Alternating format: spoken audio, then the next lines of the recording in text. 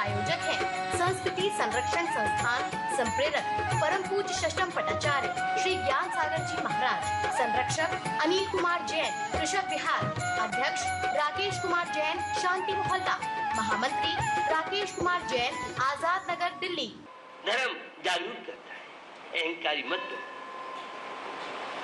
खैर, सेठ जी ने सोचा कोई बात नहीं है, ससुराल वालों ने ऐसा किया है, चलो। एक मित्र था उनका पुराना, परेशान तो हो गए थे, साथ तो कोई देगा नहीं, अशुभ कर्म का उदय चल रहा है, पाप कर्म का उदय चल रहा है, फिर पुरुषार्थ तो करना चाहिए। और वह व्यक्ति जाता है मित्र से, परिवार छोड़ा, मित्र से बोला, अरे तुम ये दीनहीन अवस्था में, क्या बात है, इतने परेशान क्यों, कहाँ है भाभी, कहाँ है, कहाँ है बेटे, और कहाँ है परिवार, सब बात बता दी। अपना घर समझो। और मित्र वही कहलाता है जो विपत्ति में काम आए, वह मित्र है। आजकल तो खाने पीने की दोस्ती है, पॉकेट गरम है तो फ्रेंड है और सहेली है, और पॉकेट ठंडा है तो कोई दोस्ती यार दोस्ती नहीं। ये पंक्तियां आपने सुनी है। बन जाते हैं सभी रिश्तेदार जब जर पास में होता है, टूट जाता है गरीबी में जो रिश्ता खास होता है। भैया, दो पैसे जेब में है तो नाना नानी, मामा माई, चाचा ताऊ, मौसा मौसी, काका काकी, सारे रिश्ते हैं।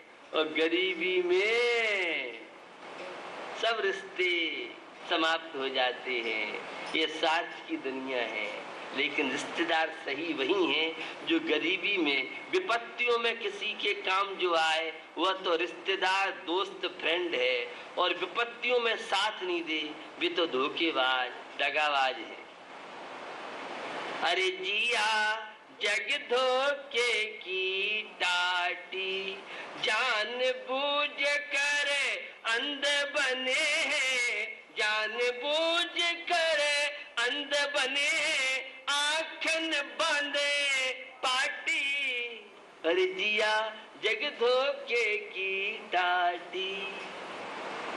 बंधु, जीवन आपको मिला है जागरूकता के लिए मिला है, कुछ पाने के लिए मिला है, उन्नति के लिए मिला है, परमात्मा बनने के लिए।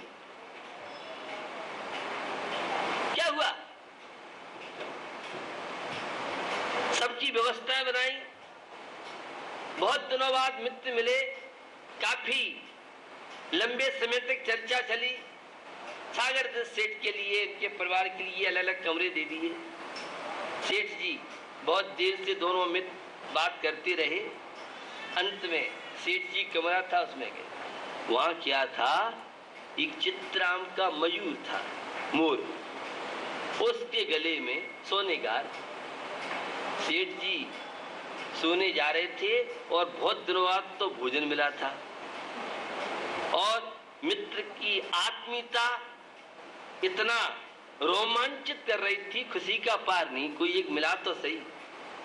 पुत्री ने धोखा दिया, ससुराल वालों ने धोखा दिया, कम से कम मित्र ने साथ। देखते देखते खुशी थी, हर्ष था, और मोर था, वह सोने का हार निगल रहा है। हे भगवान, पुण्य का उदय आया भी, और उसने तो जरा सी है दिखाई और 9-2-11। अब क्या करें, अगर रात में रहते हैं तो सुबह तो चोर कहलाएंगे। सबको सेट किया, चुपचाप आधी रात को ही घर छोड़ के भाग चले गए बेचारे, सब बड़े परेशान। अब अंत में जाकर के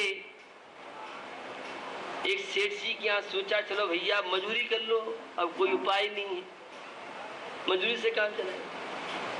तो एक सेठ जी के यहाँ पहुंचे, समुद्दत्त नाम के सेठ जी थे, उनसे चर्चा हुई और चर्चा के दौरान उनका आटा, थोड़ा सा तेल फेल, जो भी खाने की सामग्री, इतना आपका महिलाओं को घर के कार्य, अन्य कार्यों के लिए, पत्रों को बहुत लंबा चौड़ा काम था, काम दे दिया। और थोड़ी सी भोजन सामग्री, थोड़ा बहुत और खर्चे के लिए। समुद्दत्त सेठ जो थे बहुत धर्मात्मा थे, उन्हें अहंकार नहीं था पैसे का, और वे गरीब परिवार को भी एक अपना जैसा, उन्होंने उनकी उस हीनता का, मजबूरी का मिसयूज नहीं किया, उनकी महिलाओं को पूरा एक परिवार जैसा वातावरण दिया। क्या सेठ माने सागर दत्त जी, आप चिंता नहीं करें, आपका घर है और आप काम करें, और नौकर को भी सम्मान बहुमान तुम दोगे तो नौकर भी तुम्हारा, और नौकर पर हावी होगे तो अब नौकर नौकरी नहीं करेगा। अब तो सेठ जी को ही नौकर नौकरानी की तरह चलना पड़ता है। अब नौकर नौकरानी तुम्हारे अधीन नहीं चलने वाला है, ये आज वर्तमान की।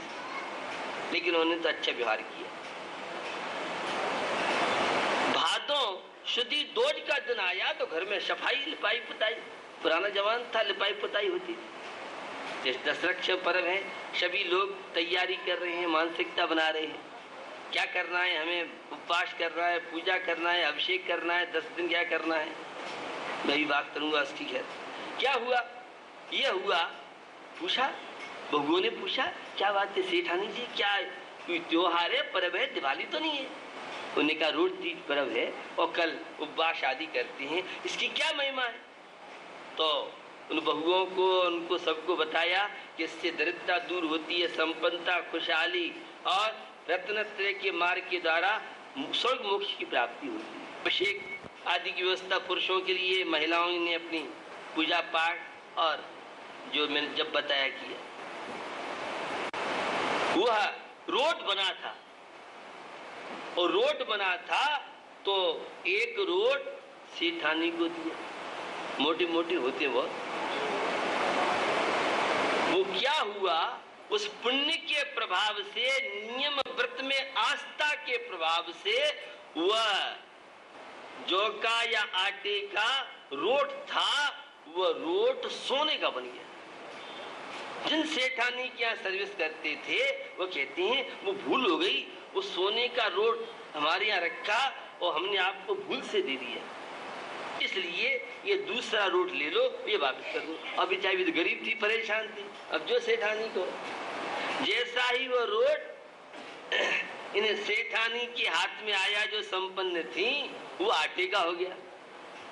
वो सेठानी कहती है कि भैया अब तो तुम्हारे पुण्य का उदय आ रहा है, ऐसा लग रहा है तुम्हारी भी धर्म में आस्था, उस व्रत में, नियम में आस्था। वे पंक्ति पढ़ते हैं, कीजय शक्ति प्रमाण, शक्ति बिना श्रद्धा धरे, ध्यानत सदावान, अजर अमर पद भोगवे। हम नियम व्रत पाल सके ठीक, और नहीं पाल सके तो श्रद्धा आस्था भी रखें।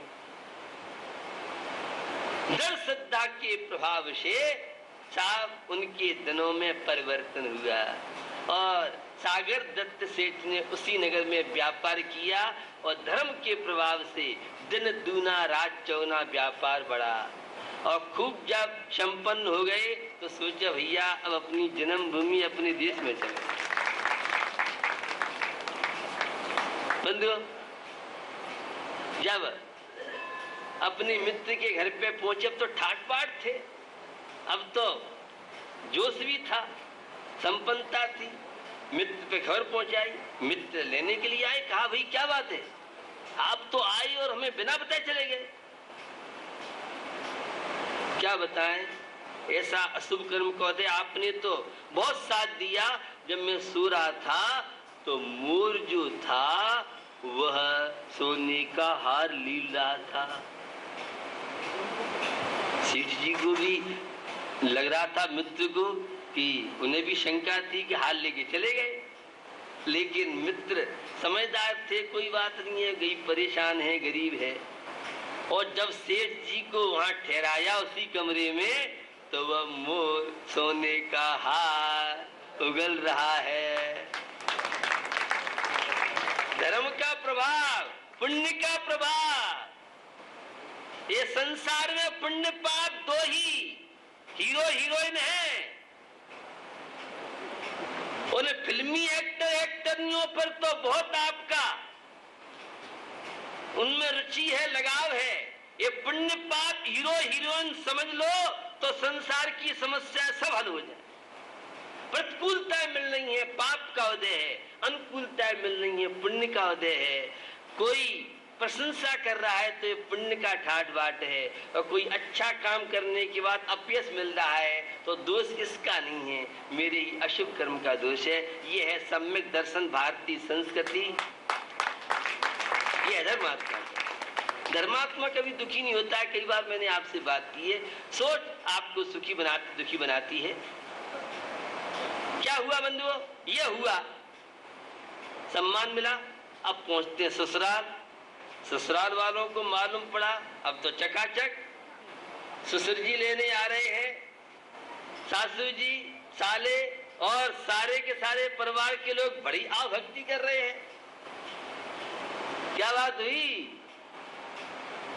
आपने तो उस समय रात में आने के समाचार भेजे और ऐसा ऐसा हुआ। क्या करें साहब, अंत में आपकी अशुभ कर्म का उदय। अब साहब बड़ी आवभक्ति दामाद साहब की हो रही है, बड़ी पूजा आरती हो रही है। सासू जी बदल गई, अब पहले सासू जी दूसरी थी, अब सासू जी तो भी थी, लेकिन ये जब पाप का उदय होता है तो सारे लोग प्रतिकूल हो जाते हैं, और पुण्य का उदय होता है तो पराई भी अपनी हो जाती है। मित्ररी हो जाए जगत में अशुभ कर्म के आने से। सब अनुकूलता प्रतिकूलता संसार में जितना कार्य है पुण्य पाप का, लोग कहते पुण्य पाप एक है। अरे पाप का उदय था तो दरिद्र हो जाएंगे, और पुण्य का उदय आया, व्रत नियम संयम धर्म में लगे तो जगह जगह सम्मान बहुमान मिल रहा है। चलो ससुराल में अब ज्यादा नहीं ठहरना, देख लिया संसार। चलो अब पुत्री के यहाँ तो चले, पुत्री को समाचार मिले। वह अपने पूरे परिवार के साथ पिताजी के सम्मान स्वागत के लिए बेटी से के लिए बात की। उस समय तुमने हमारे भोजन में भी क्या किया?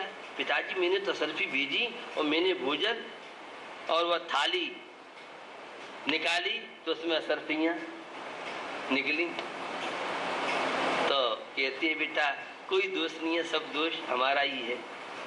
बंधुओं लौट के घर में आते हैं, ये है रोट तीज व्रत की महिमा, जो पुण्य और पाप का हम सबको भान कराती है। कल रात्रि को प्याज लहसुन तामसिक भोजन है। इतना सुंदर बच्चे और युवा बोले कि कई चीजें तो हम लोग कल नहीं मालूम पड़ी। प्याज अभी तक तो हम कहते जीव राशि है, स्मेल है, लेकिन कल जो तथ्य आए, कोई भी पायलट है प्याज खा करके कोई भी प्लेन नहीं चला सकता है। 7-8 घंटे पूर्व प्याज खाए अलग बात, अगर बाद में खाता है तो वह ड्राइविंग नहीं कर सकता, प्लेन नहीं चला सकता। उसके तथ्य बताए, और तथ्य बताए कि प्याज खाने से शरीर में दर्द भी हो सकता है, प्याज खाने से कुछ और भी स्थिति बन सकती है, बैलेंस गड़बड़ हो सकता है। इस तरह कुछ बात वो बता रहे थे। इसलिए जो माने पायलट होते हैं उनके लिए विशेष रूप से कई लोगों ने इस बात पर, मैंने पूछा भी ऐसा है कि हाँ कहीं लिखा भी रहता है ऐसा, सत्य झूठ कहां तक है, जो मैंने सुना मैं बात बता रहा हूं। दूसरी बात, ये 9 दुर्गा आदि आते हैं, लोग मुझे बता रहे थे कि प्रायकर सभी दुकानों में और प्रायकर अन्य लोग भी 9 दुर्गों में प्याज लहसुन जैसी चीजें यूज नहीं करते हैं। और जो हज आदि जाते हैं या मस्जिद आदि, तो उसके विषय में भी वे इस्लाम धर्मी हैं, वे भी प्याज और लहसुन जैसी चीजों का और भी बहुत तरह के तथ्य कौन सा वो बनता है और उससे नुकसान हो सकता है। दूसरा, न 5 टाइम्स कटिंग, शायद 1 सितंबर 2013 की वह कटिंग, और उसमें लिखा था 48 या 50 मिनट के बाद कटी हुई प्याज से कई तरह की बीमारियां हो सकती हैं। वह न 5 टाइम्स की कटिंग थी। और प्याज जब होटलों में है तो वो तो सुबह से लेकर सायंकाल तक चलती है, और उसमें बताया कि कैंसर जैसी बीमारी या भयंकर बीमारी उस कटी हुई प्याज को लंबे समय तक खाने से हो सकता है। और भी बहुत तरह के कि किस तरह से क्या क्या उससे हानि होती है। तो अभी तक तो ये था कि प्याज में छोंक लगाओ तो स्मेल भाग जाती है। तड़का को लेके, पाचन तंत्र को लेके भी बहुत तरह की बातें बताई। तो कई बहस कर रहे थे कि नहीं, प्याज खाना नहीं चाहिए, और बहुत लोग प्याज खाते भी नहीं हैं। और सिख लोगों की बात की कि उनके यहाँ भी सामूहिक भोजन में शायद प्याज लहसुन जैसी चीज नहीं बनती हो। इस तरह से किसी समाज विशेष का बताया। अलग भले कुछ भी खाएं, लेकिन सामूहिक भोजन में कई ऐसे मजम हैं जो सामूहिक भोजन में उन्हें